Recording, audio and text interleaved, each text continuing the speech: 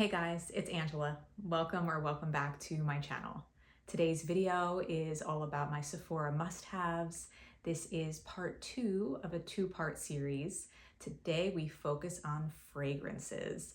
Part 1 focuses on skincare and makeup, so if you're interested in watching that, I'll link that below. And if you want to learn a little more about my favorite Sephora fragrances, keep on watching.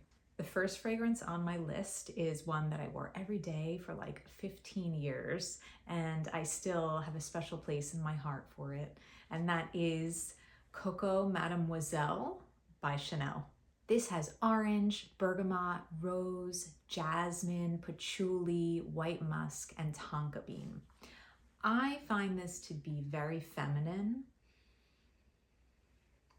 This is an everyday fragrance. You can wear this to the office. You can wear this out for brunch. You can wear this out at nighttime. I just think this always works, and it almost is this chameleon that can transform into whatever you need it to be. I actually love it so much, and for so long that I have like these little travel ones everywhere. I actually prefer this in a travel because I love to be able to just bring it with me because it serves a purpose for any occasion. I find this to be the best in the spring and even summer. It can totally hang in the heat, but it really is great all year round. This really is a forever scent in my collection. Longevity and projection are incredible. So if you are going to wear this in the winter, it can withstand the cold, but if you wear it in the heat of the summer, it's also not too aggressive that it smells like too much, right? It's really, really great. And that is Coco Mademoiselle by Chanel. The next fragrance on my list is said to be reminiscent of a room filled with rose petals.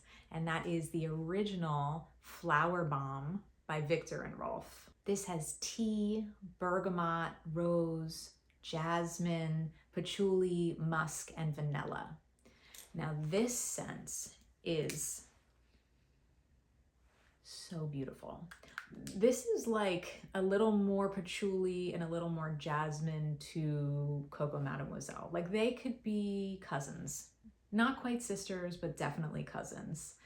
This is so nice. This is actually my mom's bottle, and it reminds me of her every time I smell it. This has been around for many years. I feel like sometimes with fragrances, the DNA is very telling of a certain time period, and this feels like it has really grown with the way fragrance has shifted and changed through the years. This is a warm floral that is not too youthful, but also not too mature. It's just that happy medium balance of it works for any age, anytime. This is also one of those fragrances that you could wear during the day, you could wear at nighttime. You will always smell good.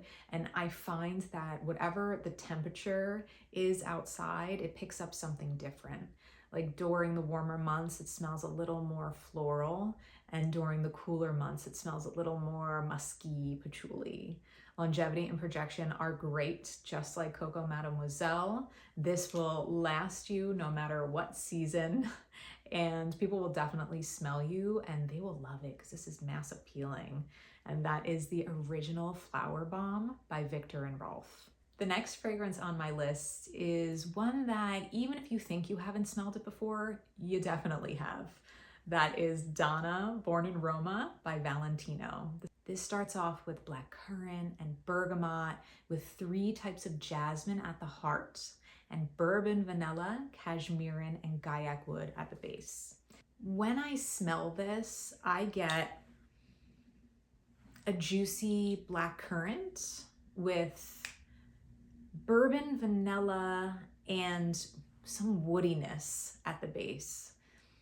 Now for me, I think of nighttime. I think of like this bourbon vanilla, like a liqueur, but you can wear this all day long. And I have smelled this in so many different scenarios and it just works. I find that when you wear it during the day, it smells a little bit more like blackcurrant. And then as the day goes on, it deepens. So by nighttime, it has this blackcurrant bourbon vanilla mix. Longevity and projection are incredible on this. This will last you a very long time with a strong projection. And that is Donna Born in Roma by Valentino, the original version. The next scent on my list is unisex but masculine leaning, and that is Oud Wood by Tom Ford. This has cardamom, pepper, amber, oud, and tonka bean. The first time that I smelled this, my uncle was wearing it and I gave him a hug and I got a big nose full of it and I was like, ooh, I love that. And I've been addicted to it ever since. And I bought my boyfriend a bottle who also loves it. So this is definitely an all ages kind of scent, and it's very strong in a beautiful way, and people will absolutely smell you. It's crowd pleasing enough, but also unique enough that people will love it, but also then ask you what you're wearing. And that is Oud Wood by Tom Ford. This next fragrance is one that if you have not tried it, it is so worth a try. And that is Bleu de Chanel Eau de Parfum by Chanel.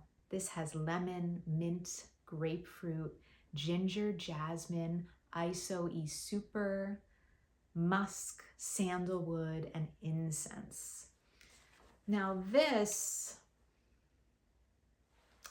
has a more masculine leaning scent. I find that this has a shower gel like scent to it, but it's very opulent.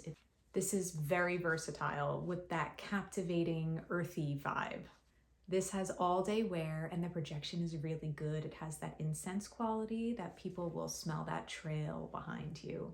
And that is Bleu de Chanel Eau de Parfum by Chanel. Next up is one that is loved and hated equally as much, and that is Sauvage Eau de Toilette by Dior. This starts out with bergamot, orange, pepper, lavender, cedar, and ambroxan. Now this fragrance I love so much. No matter what cologne or fragrance I buy for my dad or my boyfriend, the two of them love this one the best. I don't know if it's because it's just an easy wear. It's pretty strong. What I can compare this to is that 90s polo sport scent. It has that aquatic feel to it, but yet it has a punch to it. So when you smell it, you're like, oh, it's fresh and bright, but it has a depth to it. And because it has ambroxan, it definitely reaches far, far, far projection. So I don't really think that fragrances have an age. This is fine for anyone. I don't really understand what it is, but it works like if you're younger in your 20s and you're wearing this, like it feels like it goes. But if you're someone older, like my dad's age, say, it smells great. This can be cousins with Bleu de Chanel Eau de Parfum, but they thrive on different planets. So they both have that shower gel-like feel, but I do feel like Bleu de Chanel is a little bit better for fancier occasions, and this is a little more everyday or going out at night. This is so good in the cold weather, but also smells great in the warm weather. It never overwhelms, and it's a very intense and strong projection, but never offensive. And that is Sauvage Eau de Toilette by Dior. The next must-have fragrance on my list is one that I don't have currently in my collection, but I wore for many, many years, and I've been craving it lately, so I have to get a new bottle. And that is Hypnotic Poison Eau de Toilette by Dior. This has bitter almond, jasmine, rose, musk, vanilla. It is super sexy, intoxicating, magnetic. It has that black cat energy that people smell you and they are really intrigued to learn more about you. It's captivating and seductive. It smells like a really expensive root beer float. And I know that that sounds a little weird by what the notes are, but it's totally not. When you smell it, you'll understand. It has this complex yet very mass appealing smell. People will love the scent, but it's not something they smell every day, so they're intrigued. I personally would and used to wear this at nighttime because it gives off that darker, more sensual vibe. You can get away with wearing it during the day, but I definitely think it's more nighttime. Longevity and projection are great. People around you will smell you and it will last until the next morning.